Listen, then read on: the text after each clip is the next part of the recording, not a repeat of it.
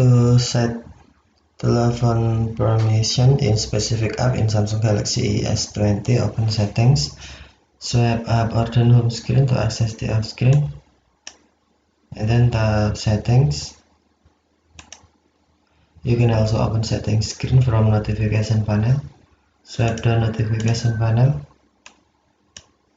and then tap settings icon. Scroll down settings screen, find privacy, and then tap privacy. Select permission manager. Scroll down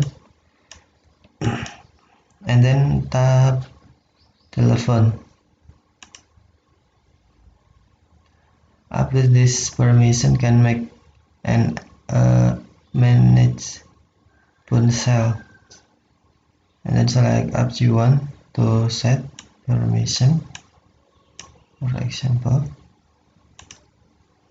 and then on telephone access for this app, select option you want, allow or deny, and then tap back button to save.